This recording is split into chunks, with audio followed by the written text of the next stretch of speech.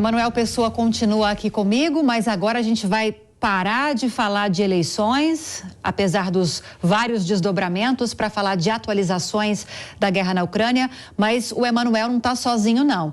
Eu recebo aqui agora também o Luiz Kawaguchi, jornalista que inclusive está em Odessa e está acompanhando ainda mais de perto esse conflito. Mas antes, a gente vai trazer as atualizações antes dos comentários. Nesta segunda-feira, a guerra completa 8 meses. E o Luca Bassani fez um resumo para a gente com os principais destaques do conflito.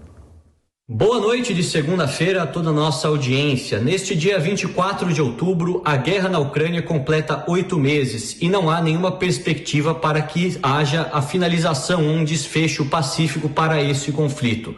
Nas últimas semanas, após a intensificação dos ataques russos com mísseis e os famosos drones kamikaze, grande parte da infraestrutura da energia elétrica da Ucrânia foi comprometida, com cerca de 40% das usinas que fornecem energia às casas, vilarejos, cidades, sendo afetadas de alguma maneira. 1 milhão de pessoas aproximadamente ficaram em apagão total no último final de semana, o que fez com que o presidente Zelensky e outras autoridades ucranianas pedissem o auxílio do Ocidente para restabelecer essas conexões e pelo menos garantir energia em pontos essenciais, como os hospitais, com um grande número de feridos espalhados pelo país, até mesmo as instalações do governo e outros edifícios fundamentais para que a sociedade continue a funcionar de maneira relativamente normal. Ao mesmo tempo, vemos que a batalha pela região de Kherson tem se intensificado. Os ucranianos têm feito avanços consideráveis, recuperando vilarejos naquela que é uma das 4 regiões anexadas unilateralmente pela Rússia após os contestados referendos do final de setembro.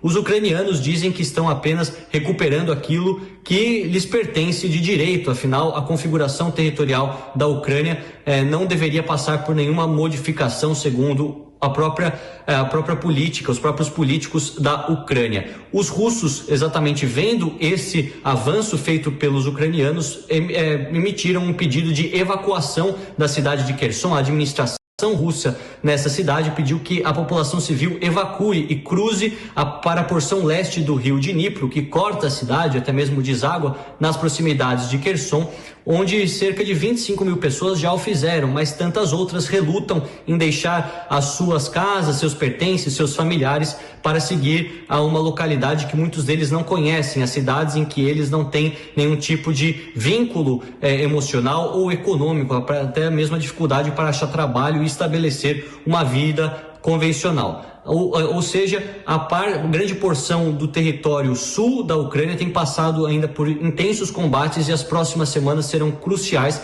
para sabermos se os ucranianos conseguirão mesmo, através da via militar, recuperar parte dos territórios que foi tomado pela Rússia. Falando da Rússia, o ministro da Defesa do país, Sergei Shoigu, disse que a Ucrânia pretende fazer um ataque às tropas russas com uma chamada bomba suja nuclear, que não passa de ser uma bomba convencional com alguns outros elementos radioativos em sua composição que poderiam causar não só o próprio estrago que uma bomba convencional causa, mas também deixar resquícios radioativos que comprometeriam toda a população que vive na região onde a bomba foi jogada. Os ucranianos negam, dizem que não tem como produzir uma bomba dessa, nem mesmo o intuito disso, e acusam a Rússia de utilizar isso como talvez uma operação de bandeira falsa, dizendo que aquilo que os russos acusam os ucranianos de poder fazer no futuro seria o que os próprios russos farão no futuro. Portanto, os países do mundo deveriam estar atentos para todas essas declarações. Como sempre, todas as atualizações nós passaremos sempre aqui para a nossa audiência em primeira mão. Luca Bassani, de Munique, na Alemanha, para a Jovem Pan News. Obrigada, Luca. Agora, Kawaguchi, agora sim, boa noite, bem-vindo. Acompanhar as notícias da guerra aqui do Brasil é uma coisa. Agora, acompanhar do local onde tudo está acontecendo são outros 500. Conta pra gente qual é a realidade que você encontrou aí assim que chegou na Ucrânia. Lívia, boa noite, Manuel, boa noite, espectadores. A questão, realmente quando eu entrei há uns 10 dias aqui na Ucrânia, você acaba vivendo aquilo que a população também está vivendo. Então, todos os medos, todas as ansiedades, o correspondente acaba sentindo um pouco, que nem estava no comentário do Luca, a questão de usar uma bomba radiológica, uma bomba suja, você não vê aquilo mais apenas como uma teoria, você vê como uma possibilidade. Você leva, querendo ou não, acaba levando mais a sério não só a notícia, mas todas as suas consequências. Então, eu acho importante, quando a gente está fazendo a análise da guerra, você sentir um pouco o que a população está sentindo. Não tenho pretensão de cobrir os combatentes, mas a ideia é cobrir o que está acontecendo com a população civil, que é a parte mais afetada num conflito como esses, né? Dá para adiantar o que está acontecendo com essa população ou você está ganhando terreno ainda, Kawaguchi? Não, eu tenho falado com as pessoas, sim, por exemplo, essa questão da bomba nuclear suja, eu estava conversando com diversas pessoas, eu estou na cidade de Odessa, e a gente sente um clima de medo, um clima que não tinha no começo da guerra, em que eles veem aí essa possibilidade, tem mais ou menos 10 dias que está tendo uma escalada, pelo menos da retórica, em que a Rússia ameaça usar armamento nuclear. A gente vê um momento em que a Ucrânia está vencendo no campo de batalha e a Rússia perdendo. É claro que isso é uma fotografia. A gente teve aí, em etapas anteriores da guerra, a Rússia vencendo muito. Agora é a Ucrânia que está vencendo. A gente não sabe, guerra é assim, uma hora um está vencendo, outro está perdendo, outra hora muda. Mas nesse momento que a gente vê principalmente a Rússia perdendo, essa hipótese de utilizar estratégias como jogar uma bomba suja, jogar uma bomba nuclear tática, explodir o dique de uma represa para inundar uma cidade inteira, são estratégias de terror, assim como o que foi relatado pelo Luca de atacar a infraestrutura elétrica. Tudo isso causa um efeito psicológico muito grande. Então as pessoas em geral, elas estão com medo sim de haver um ataque desses, bomba suja, explosão de dique, eles ficam com medo, mas eles estão muito resilientes. Eles falam, olha, eu estava falando com um senhor hoje, ele disse, a gente já sobreviveu ao acidente nuclear de Chernobyl, isso em 1976, né? Então a gente vai sobreviver a qualquer atrocidade que a Rússia faça com a gente vai continuar lutando, a gente vai até o fim. É meio que esse espírito resoluto das pessoas que a gente encontra aqui. Só que é claro que a coisa mudou, por exemplo, quando tem os alertas de ataque aéreo, todo mundo leva a sério, diferente do que acontecia há um mês atrás, por exemplo, em que a guerra estava mais numa velocidade, não estava numa escalada, né? Então, agora as pessoas levam mais a sério as ameaças. Tem essa questão da falta de eletricidade. Eu estava na cidade de Mykolaiv, que é muito próxima da frente de batalha. Eu estava no fim de semana lá. Como mencionou o Luca, teve blackouts generalizados, a gente ficou sem luz, não funcionava sistema bancário, não funcionava aquecimento das casas, não tinha, você não conseguia, ficou todo mundo à luz de velas, pouquíssimas pessoas na rua, parecia uma cidade fantasma, poucas pessoas estavam procurando lojas de alimento abertas ainda, então é uma situação bastante complicada, é uma situação que dá medo. A gente ouve explosões à noite, treme janela à noite, tremia lá em Mykolaiv, né? Aqui em Odessa eu estou numa posição mais segura agora, mas mesmo assim, por exemplo, estou de colete agora, que agora é o horário que a Rússia costuma lançar os ataques aéreos, né? Então a gente toma esse tipo de precaução para tentar ficar um pouquinho mais de segurança. Mas, em geral, resumindo, as pessoas estão muito preocupadas com essa nova escalada da guerra, mas continuam aqui na Ucrânia com esse espírito de resiliência, esse espírito de aguentar, e eles têm grande esperança de que vão conseguir vencer essa guerra. Quantas horas aí agora, Kawaguchi? Agora são 5:30 da manhã. É bem no comecinho do dia que costuma haver os ataques, então, né? Isso. Porque não foi há 2 semanas atrás, como no último dia 10, que começou uma grande série de ataques, uma escalada que a gente chamou de chuva de mísseis, né? E começa bem cedinho, aí eles alternam mísseis de cruzeiro e drones, aqueles drones que a Rússia comprou do Irã. Então, volta e meia a gente também, a defesa antiaérea está muito ativa. Eu estou aqui no porto de Odessa, a gente volta e meia escuta o alarme de ataque aéreo.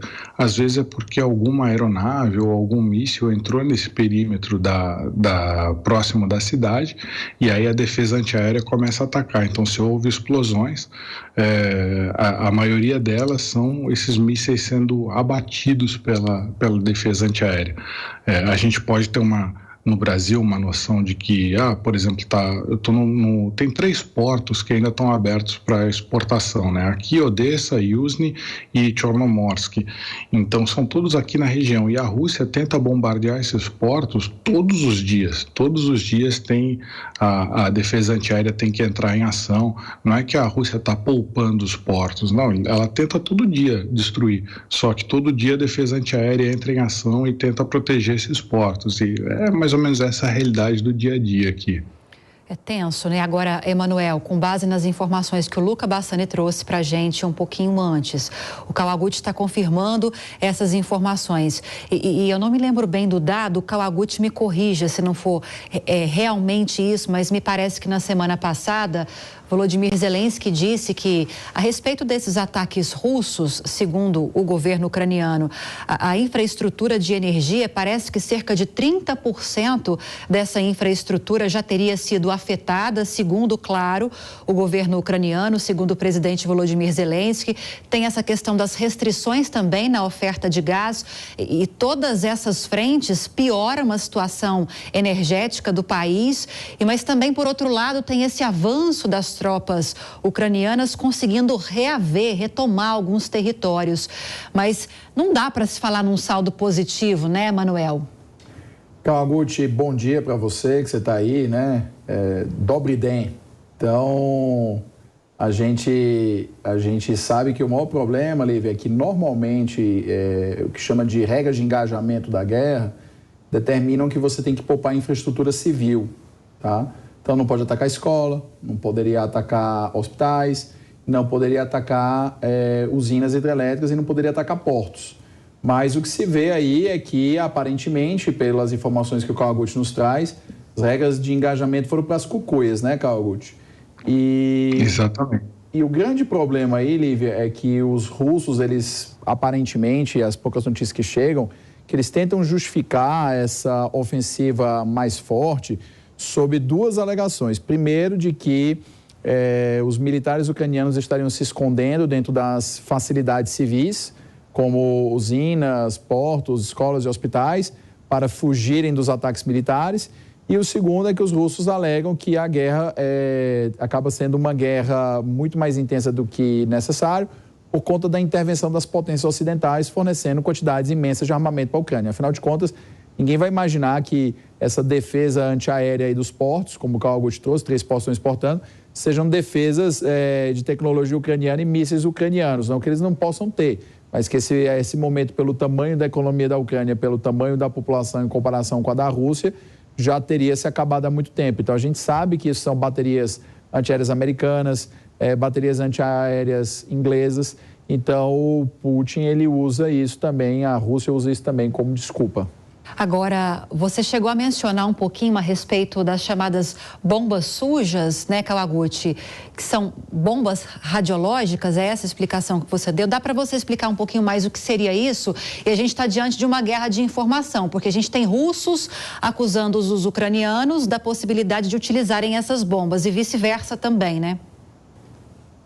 Exato. A bomba suja ou bomba radiológica é uma bomba que mistura armamento explosivo convencional, explosivo militar, TNT, enfim, eles utilizam o armamento convencional, só que seja um míssil, seja uma granada, seja uma bomba, ela vai junto com um pouco de material radioativo. Em tese, os ucranianos teriam acesso a isso, porque eles possuem usinas nucleares, e o lixo radioativo poderia ser usado para esse tipo de bomba, que geralmente é o urânio enriquecido, né? E quando essa bomba ela cai numa região, tem a detonação convencional, mas não existe uma detonação nuclear, ou seja, não existe o processo de fissão nuclear. Isso não causa aquela explosão tremenda que é a explosão nuclear. Só que quando o explosivo convencional detona, ele espalha esse material radiológico por uma região relativamente grande ali, não é uma região assim, não vai espalhar por uma cidade inteira, mas vai espalhar ali numa região bem grande, e aquela área passa a virar radioativa. Então a gente dá para analisar essa questão em 2 níveis: o nível tático operacional. Por que as tropas usariam esse tipo de armamento?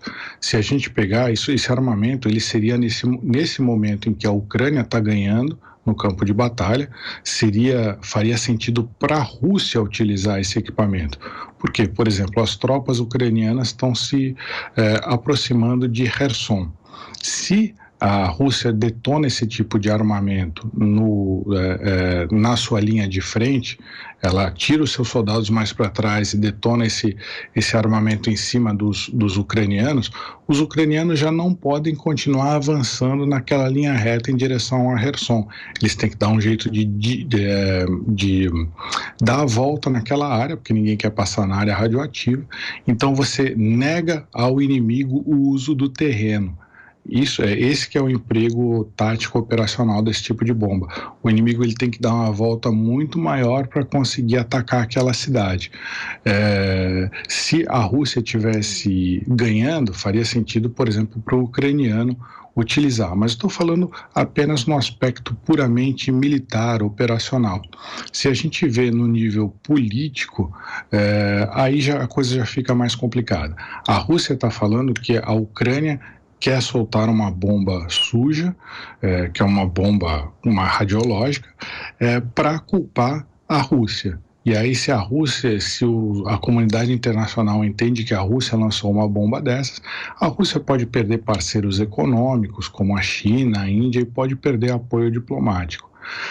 Agora, para a Ucrânia, isso teria um efeito negativo também, da mesma forma. Se a Ucrânia lançasse uma bomba e fosse culpada de usar um armamento como esse, ela perderia o seu principal pilar de sustentação, que é o apoio do Ocidente.